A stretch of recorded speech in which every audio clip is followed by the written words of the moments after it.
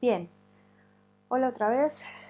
En esta última clase correspondiente a la unidad 4, lo que vamos a tratar de hacer es revisar los procesos artísticos, el proceso de desarrollo en general de las imágenes y la arquitectura durante el siglo XIX en Argentina y en América, entendiendo, digamos, sus articulaciones y sus vinculaciones estrechas con todo aquello que acabamos de ver como parte del proceso europeo y global del siglo XIX. Lo que es fundamental entender y afirmar, digamos, para avanzar sobre este proceso, es que está completamente atravesado precisamente por ese desarrollo social, económico y político, tanto de los procesos revolucionarios europeos como del proceso específico de este territorio americano que, como habíamos visto en unidades anteriores, estaba bajo el dominio de potencias europeas, en buena parte con formatos burocráticos coloniales, y que entre 1810 y 1910, particularmente en el caso de las colonias españolas, pasa de ser parte de esas posesiones coloniales, es decir, de ser el imperio español en América, a ser, digamos, a constituir una serie heterogénea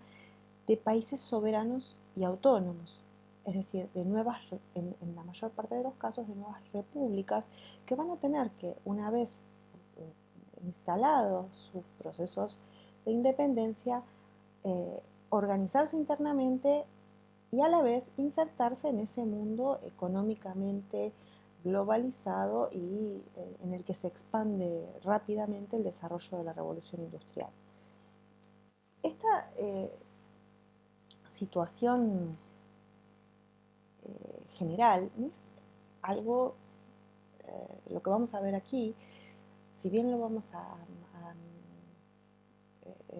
escribir sobre todo al proceso del territorio argentino, no es un proceso que quede desarticulado del proceso global en América Latina, particularmente en todos los países que se van a desprender de las fracturas de los virreinatos coloniales. Es decir, el gran proceso del siglo XIX en América Latina de manera global se podría organizar a partir de dos grandes periodos. Un primer periodo caracterizado por las revoluciones de independencia, los procesos bélicos de gran escala que no solo inicialmente suponen el enfrentamiento de tropas criollas con tropas españolas que buscan reinstalar el sistema colonial, sino que luego de establecidos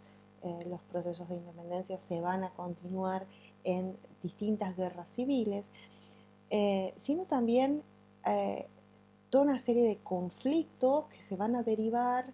del enfrentamiento interno entre distintas partes de esos ex virreinatos que van a estar muy vinculados a las diferencias en los procesos económicos y a las diferencias en las inserciones en la economía mundial, particularmente a partir de la apertura de los mercados comerciales. Esto pueden repasarlo tanto en, en distintos tipos de manuales escolares que tengan a la mano, como pueden volver sobre los videos que dejamos para ver como parte de las actividades sugeridas. Hay un segundo periodo, y este es muy significativo tanto por sus heterogeneidades entre los distintos países americanos como por aquellas líneas que son las que le dan homogeneidad, que es el que tiene que ver con la efectiva organización y consolidación de esas formas estatales que responden a esas nuevas repúblicas. Porque si en el primer momento la pregunta digamos, que no hallaba respuesta y que suscitaba todos estos conflictos bélicos tenía que ver con qué forma tendrían estos nuevos países, es decir, serían repúblicas, serían monarquías, serían organismos federales, serían organismos centralizados, etc. Luego de 1850 aproximadamente y hasta 1900 aproximadamente, va a encontrar respuesta, pero va a ser complejo en su efectivización. Es decir, si bien, y este es el caso argentino particularmente, en 1853 se va a hacer efectiva la redacción y la síntesis de una constitución nacional que establece una forma representativa, republicana y federal, van a tardar muchas décadas en hacer efectiva esa forma, que es una forma legal, escrita, en una forma efectivamente material, en una estructura de Estado que responda a esas leyes. De hecho, van a ser necesarios muchos procesos sociales, políticos y económicos, entre los cuales el desarrollo y la consolidación del modelo económico de agroexportación es fundamental para que efectivamente la forma republicana se instale y se consolide, ¿no? Esto es importante, digamos, en tanto la mayor parte de las formas en las que uno habitualmente observa la reconstrucción de este periodo, lo que se llama, lo que van a encontrar en cualquier manual o libro de historia tradicional, es esto. Se suele entender que esta organización y consolidación de los estados, del Estado Nacional, sobre todo en Argentina, se entiende a partir de esta dimensión legal, de esta dimensión material, que en buena parte tiene que ver con el desarrollo de infraestructuras económicas, por ejemplo, las que tienen que ver con el desarrollo de la expansión ferroviaria, con el crecimiento de los sectores portuarios, con la puesta en actividad agrícola-ganadera de toda una región rural que hasta entonces estaba en poder del indígena, con el desarrollo de infraestructuras de burocracia que organizaran digamos, las formas, los aspectos de la vida ligados a lo privado, como es el nacimiento, los casamientos, las defunciones y todo esto que hasta este momento entraba en el territorio de lo eclesiástico, pero a partir de este momento es parte del desarrollo del espacio del Estado, con el desarrollo incluso de la educación pública. Y todo esto es importante también porque abre una tercera dimensión, es decir, estábamos hablando recién de una dimensión legal, una dimensión material, pero abre también una tercera dimensión que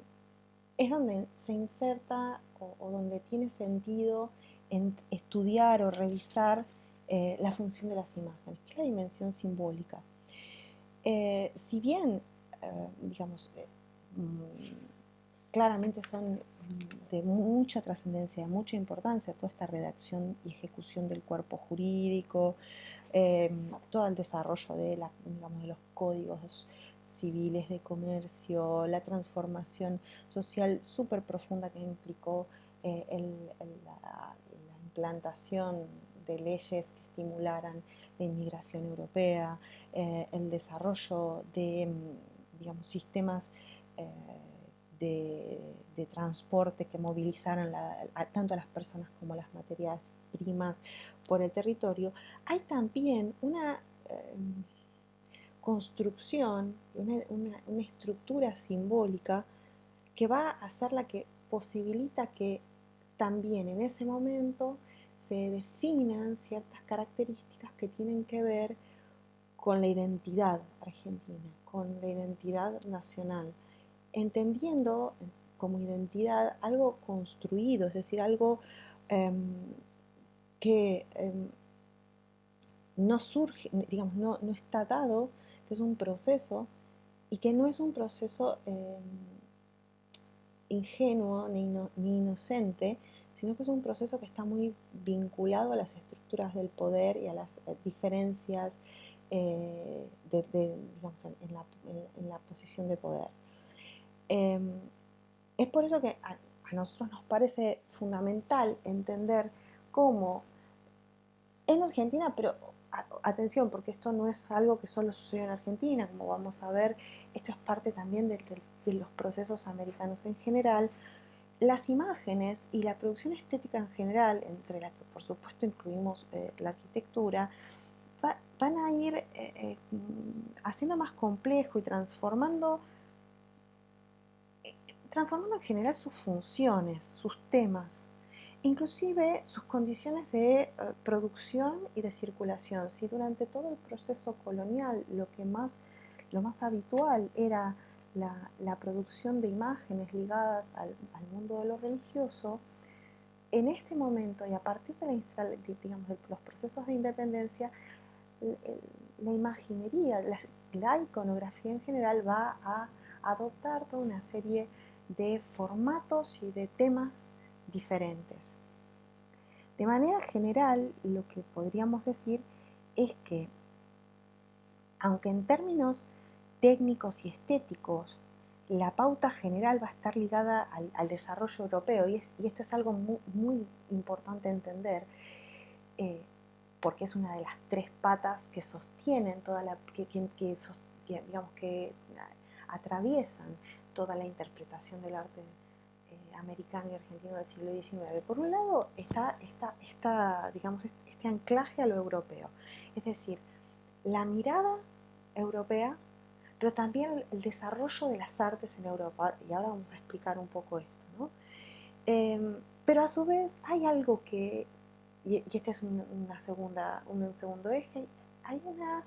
enorme importancia, digamos, de lo político, de la muy temprana vinculación de las imágenes con la política, es decir, con los procesos de poder. Y esto es algo que le da un elemento distintivo, sobre todo al arte, a la producción artística del Río de la Plata. Es un elemento sumamente particular, y eso es lo que nos invita a revisar entonces nuestras formas de entender, porque esto tradicionalmente se ha entendido a partir de la idea de que todo lo que sucede o todo lo que se produce en Argentina durante el siglo XIX en términos artísticos es una copia de los procesos europeos, y precisamente allí es donde hay que disentir y hay que problematizar esto, porque precisamente esta tempranísima vinculación entre imágenes y política y la estrecha utilización de las imágenes en procesos políticos y sociales muy complejos es lo que le da precisamente esa seña particular. No es una mera copia, y de hecho lo que vamos a tratar de hacer aquí es explicar su complejidad. Por último, el tercer eje está en estrecha relación con esto que acabo de decir, y es lo que tiene que ver con efectivamente la institucionalización de las artes, es decir, el desarrollo de instituciones, entidades, espacios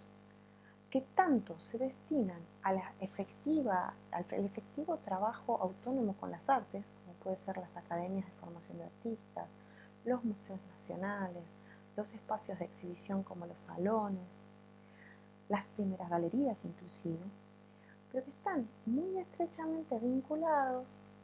a este proceso de construcción del Estado. ¿Por qué? Porque efectivamente se observan o se entienden como elementos distintivos de la modernidad, es decir, elementos que transforman a la nación argentina en la nación moderna que puede insertarse en el mundo moderno. Ya vamos a llegar a esto, estoy dando un pantallazo general. Es en este sentido que ustedes tienen un texto para leer, que es el de Laura Malosetti Costa, que es una de las principales investigadoras del arte del siglo XIX en el Río de la Plata. De hecho, tienen videos también para ver que les dejo en actividades en los que ella explica y profundiza algunas de estas cuestiones. Laura Malosetti Costa ella tiene una tesis bastante extensa sobre el desarrollo del arte del siglo XIX, que ustedes tienen para leer un texto muy breve. En ese texto, ella lo que hace es distinguir tres momentos en esa relación, digamos, entre arte, política e instituciones, ¿no? Arte, política, Europa y las instituciones. Eh, en principio, ella va a distinguir, por un lado, el proceso de la revolución de independencia, luego va a hablar del proceso rosista, que ahora en un momento hablamos de esto, pero es un momento muy singular en el uso de las imágenes. Y finalmente habla de la construcción del Estado liberal, que precisamente alude a este proceso de fines del siglo XIX, es decir, entre 1870 y 1900, en el que se hacen efectivas las formas planificadas en el papel, ¿no? Algo que es notorio en la elaboración y en el análisis que hace Laura Malosetti Costa es que su síntesis, si bien es sumamente útil y está sumamente fundamentada y es de gran valor, digamos, histórico, historiográfico, es, digamos, compleja a la hora de poder generalizar. Es decir, buena parte de los estudios que ella está realizando los ubica o los recorta de aquellos procesos que sucedieron en la ciudad de Buenos Aires. Con lo cual uno se pregunta acerca de la efectiva representatividad de los procesos porteños en la historia, digamos, en una historia que pretende ser una historia nacional, ¿no?, del arte. Sin embargo, por supuesto, estas críticas que se hacen a muchas de las historias del arte y de las historias en general escritas a partir de Buenos Aires, no invalida que buena parte de sus interpretaciones son correctas. Lo que resulta interesante también del texto de Malosetti Costa es que nos permite de alguna manera identificar, por lo menos ir señalando, el desarrollo diverso y cambiante, dinámico, vamos a decir, de los temas y de las iconografías, de los motivos,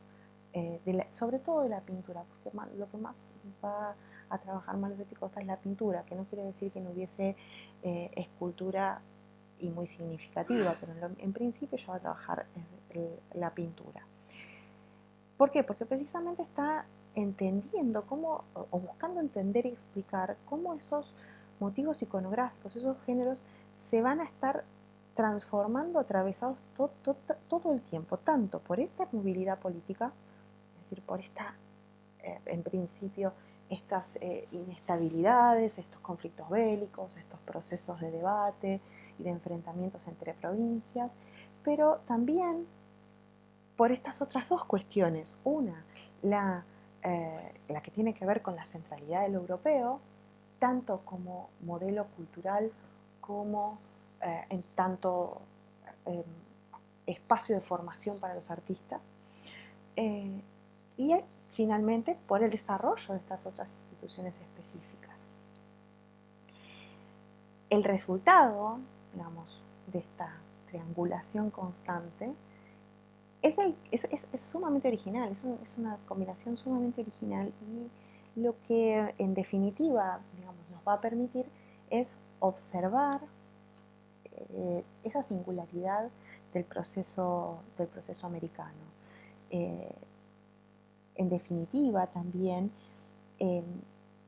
nos va a permitir a sumar o complejizar aún más esos procesos de construcción identitaria, esos procesos de elaboración de lo que Garavaglia, de hecho en videos posteriores vamos a hablar de esto, pero Garavaglia menciona acerca de la invención de la nación argentina, ¿no? Bien, una de las cuestiones fundamentales, digamos, para entender estos motivos iconográficos es, en principio, la voluntad de la descripción, es decir, la voluntad de elaborar imágenes que responden a la curiosidad de ojos que no han visto estos espacios. Es por eso que uno de los temas más conocidos o más trabajados es el que tiene que ver con las vistas de ciudades, lo que podríamos decir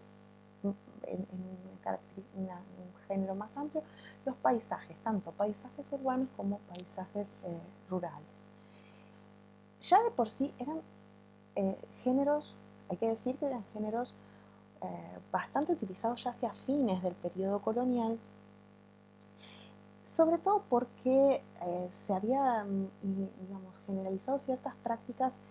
de expediciones científicas y exploratorias que las coronas europeas enviaban, digamos, a los territorios coloniales, procurando obtener conocimientos sobre sus propias posesiones, ¿no? O sea, es el caso de muchas de las imágenes que vamos a ver circular hacia fines del siglo XVIII, que tienen que ver sobre todo, por ejemplo, con las costas. Hay muchas imágenes que incluso lo que hacen es observar digamos, la ciudad de Buenos Aires, que en ese momento era la capital del Virreinato de Río de la Plata, desde desde el mar, ¿no? Digamos, desde el río en realidad, ¿no? Desde los barcos, lo que permitía en este tipo de registros, que muchas veces eran acuarelas o grabados o sencillos dibujos, era, por un lado, un uso científico, ¿no? de producción de conocimiento y transmisión de conocimiento. En sí, conocimiento científico, conocimiento cartográfico, ¿no? De las geografías de los lugares, pero también conocimiento que tenía que ver con lo económico, es decir, las coronas tomaban decisiones basadas en el conocimiento de sus territorios, que solo era posible mediante estas imágenes. Así, a la vez, esto es importante porque hacia mediados del siglo XIX, inicio inclusive del siglo XIX, las imágenes en sí van a comenzar a tener un valor comercial en sí mismas, porque comienza a desarrollarse un cierto coleccionismo, sobre todo en Europa, ¿no? Coleccionismo que era basado en la curiosidad por el exotismo. Ustedes imaginen que América era el nuevo mundo del cual solo se sabían sus curiosidades, se entendía como un territorio exótico, un territorio completamente diferente al europeo. Por lo tanto, la reproducción de imágenes, que a su vez a principios del siglo XIX va a hacerse cada vez más factible digamos, en términos económicos, va a movilizar precisamente este comercio, esta producción y esta comercialización de imágenes, por lo cual la producción misma de estas imágenes se estimula. Asimismo, lo que es posible observar es que estas imágenes, digamos, esta voluntad descriptiva, permitió la elaboración de, digamos, ciertos compilados de imágenes, ¿no? O sea, a lo que se conocen como álbumes, ¿no? Que lo que constituían eran objetos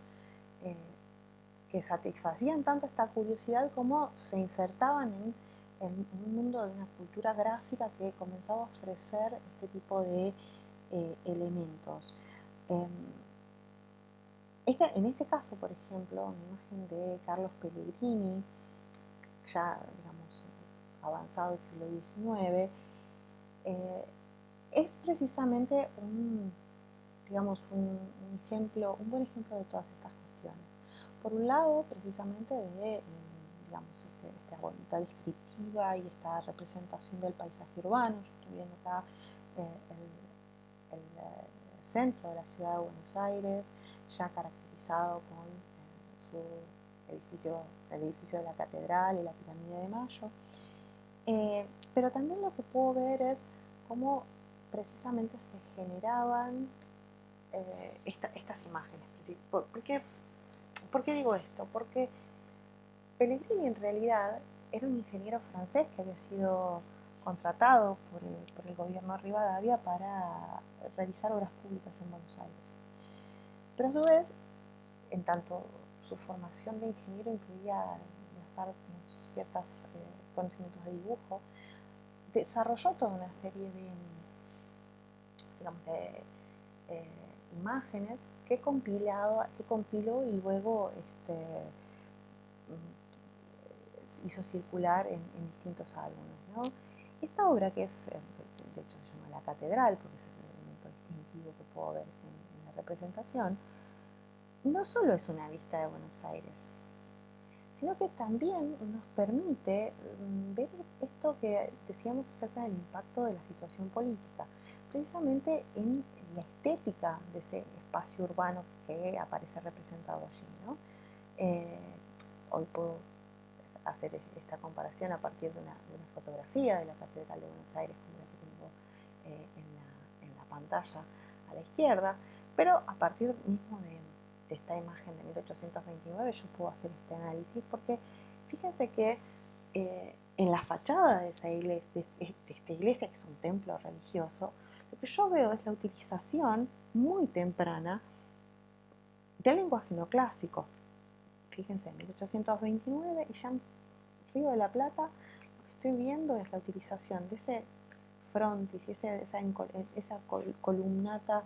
tan claramente alusivas a la cultura grecolatina y en el caso particular del neoclasicismo a la revisión que hace la Revolución Francesa del lenguaje neoclásico, que en realidad necesita de una explicación, es decir, porque estamos hablando de una apropiación del lenguaje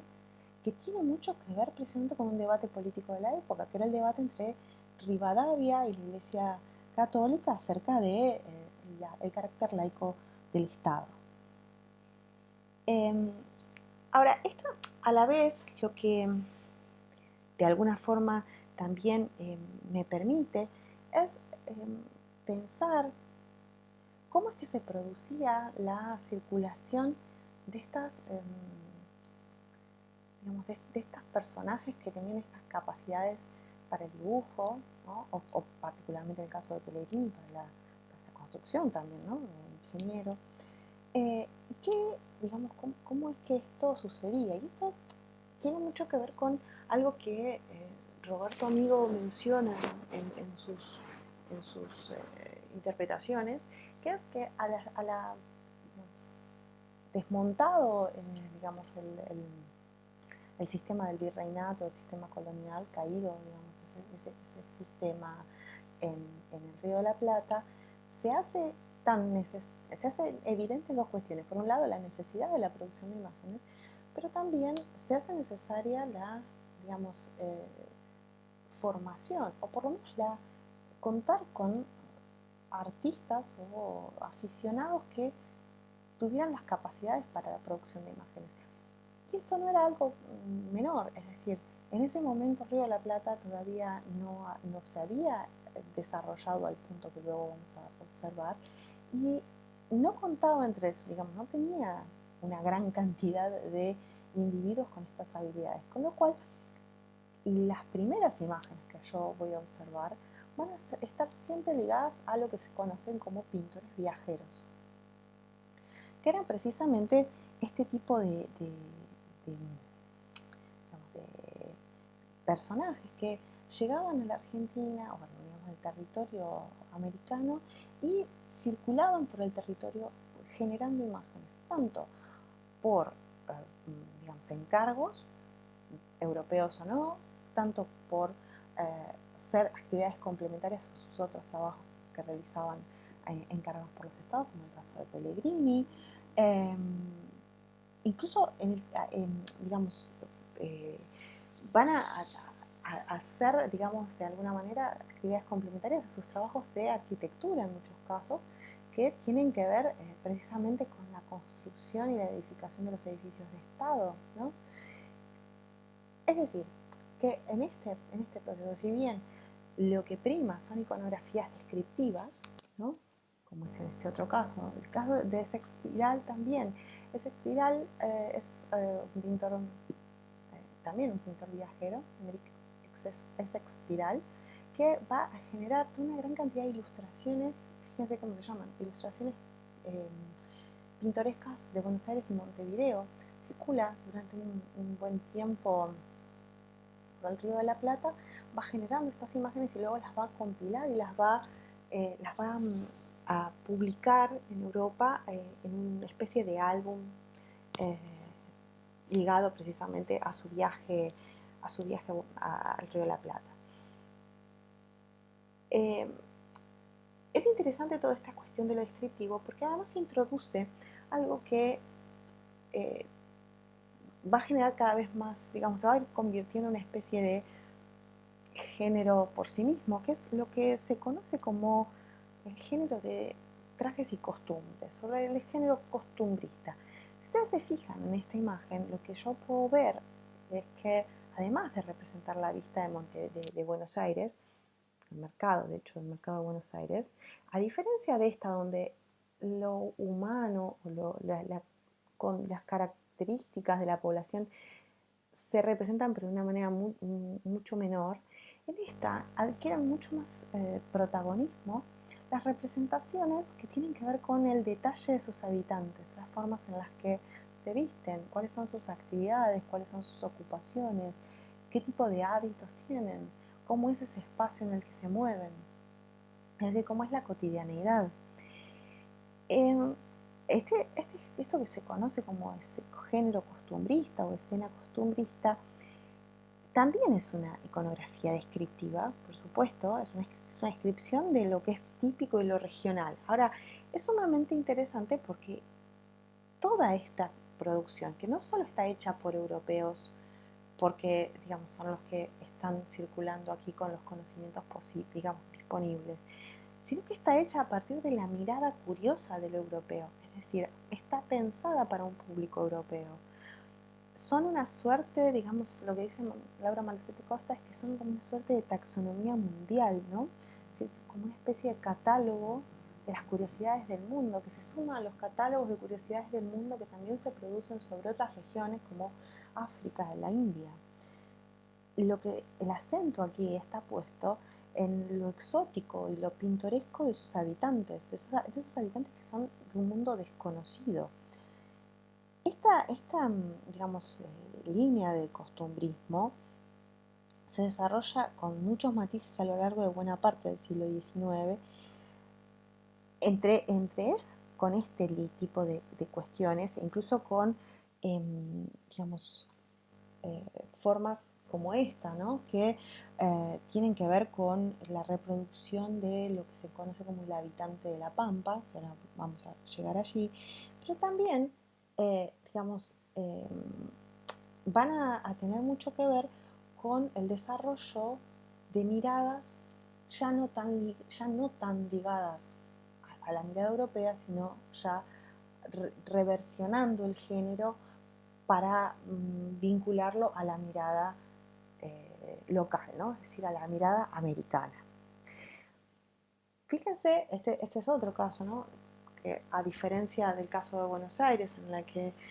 que digamos, la representación que se hace es a partir del espacio urbano, ¿no? Del poblado de Buenos Aires, de las actividades económicas de sus habitantes, de las actividades ligadas a la vida cotidiana en Buenos Aires. En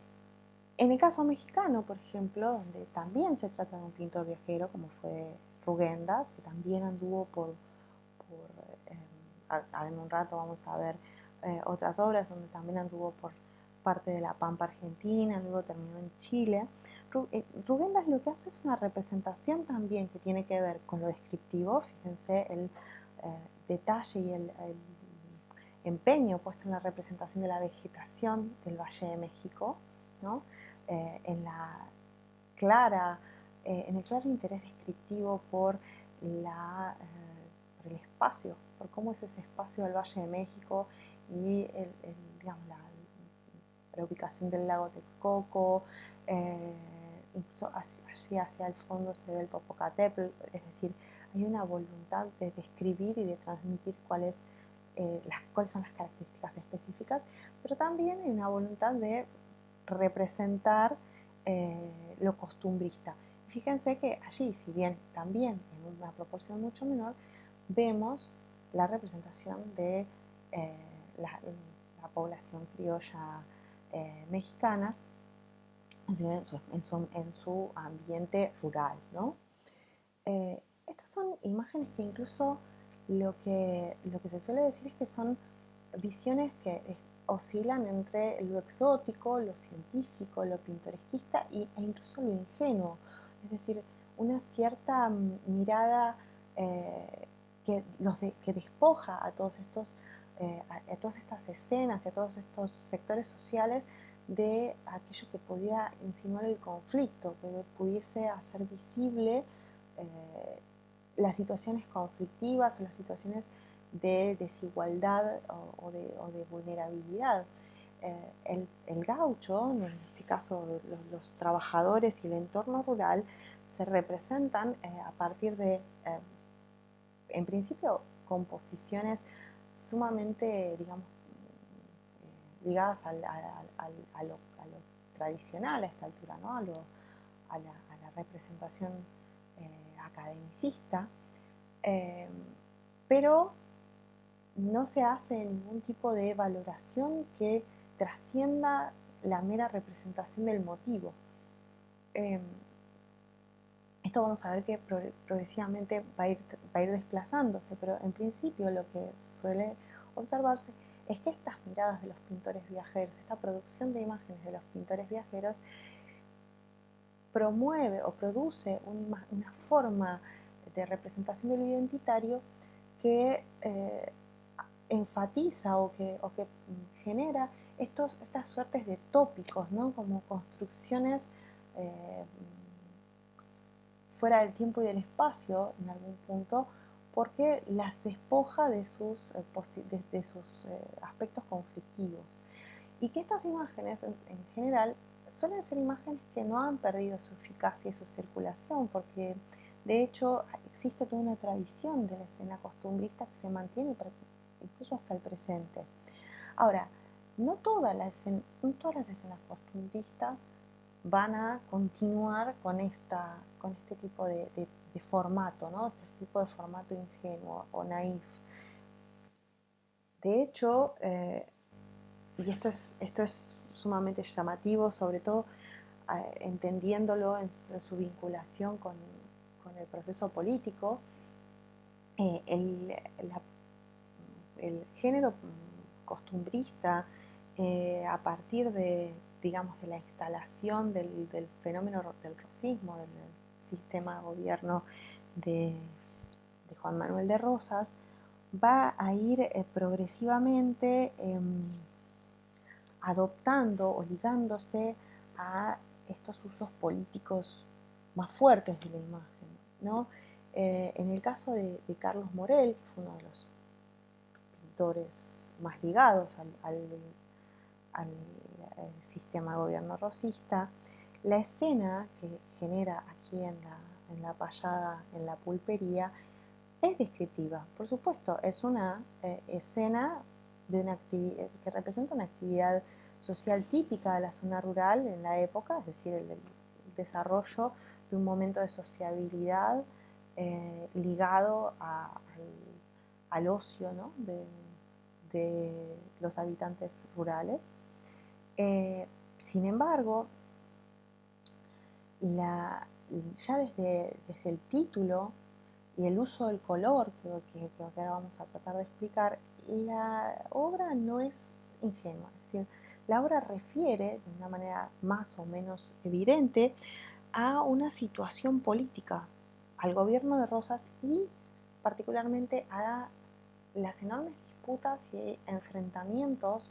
que se producían a partir del rosismo. Por un lado,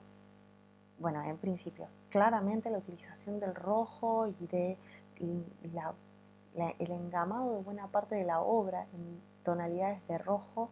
de este rojo punzó, que es el elemento identificatorio del rosismo, hace que sea muy claro digamos, la referencia política. Pero a su vez, empieza a quedar claro que la narrativa de la obra, es decir, aquello que la obra está contando, ya no apunta a la curiosidad, ya no apunta a una mirada que no conoce y que entonces a partir de la imagen va a acceder a una sociedad exótica, sino que hace foco precisamente en, digamos, en lo que es la emergencia de los problemas de las nacionalidades. Hay, digamos, una narrativa letrada, ¿no?, sobre el mundo rural que está muy ligada a la política. Y en última instancia, esa narrativa, esa forma de contar, esa forma de entender, establece límites y define cómo que se comprende aquello que estoy viendo. Es decir, la escena es una escena que lo que relata es un momento que de alguna manera canaliza violencias contenidas. Una payada es una situación de enfrentamiento verbal más o menos juguetón, más o menos ingenioso, pero en el cual hay dos personas que de alguna manera lo que están haciendo es un duelo que no se lleva al acto físico, pero que sí evidencia posiciones antagónicas. Es decir, hay ya desde la misma, desde el mismo título, la misma selección de temas, hay una voluntad de narrar o de explicar una situación de antagonismo social, político. Por otro lado, ya el mismo momento, digamos, que es el momento de la payada, alude en todo en toda su escenografía a momentos de violencia. Si se fijan, en primer plano lo que voy a ver son elementos tirados por el piso, incluso por aquí hay un cuchillo, ¿no?, un facón tirado en el piso. Todo esto lo que alude es muy sutilmente a esa situación conflictiva desde lo social que se vivía a partir del gobierno de Rosas y del enfrentamiento con sus opositores. Ahora bien, aquí hay dos cuestiones a tener en cuenta. En principio, y fuertemente, es que esta imagen claramente es una imagen que no está pensada para la mirada europea. En tanto, un europeo difícilmente, un europeo que no estuviese al tanto de estas cuestiones, difícilmente pudiese leer en esta imagen todas estas referencias a la violencia, referencias a la oposición política y al momento de conflictividad social. Sin embargo, lo europeo sí atraviesa buena parte de la obra. ¿Por qué? Porque en principio, si yo observo la obra en términos compositivos, si formales, lo que voy a ver es una recuperación muy clara del romanticismo francés. Fíjense que tengo un uso del color absolutamente expresivo, ¿no?, es decir, muy cargado, un predominio del color muy ligado al romanticismo. Tengo una composición triangular, que si la ven se organiza desde este punto hasta aquí y desde este punto hasta aquí, centralizada, bastante clara, digamos, en ese sentido, pero a la vez funciona como lo que se conoce como un funcionamiento en friso, es como un relato que se inicia aquí y se desarrolla como si estuviesen todos en un primer plano y no en profundidad. Es decir, hay toda una estética, un lenguaje que tiene que ver con el romanticismo, por supuesto. ¿Por qué? Porque precisamente Morel había aprendido se había formado como pintor con pintores europeos. Pero a la vez hay todo un contenido y una carga temática que hace a esta obra una obra profundamente criolla en términos de americana, ¿no?, es decir, ligada al proceso americano. Por eso es que Roberto Amigo, en su artículo sobre el costumbrismo federal, que es un texto sumamente interesante para leer, complejo, pero muy interesante para leer, de lo que habla es que precisamente esa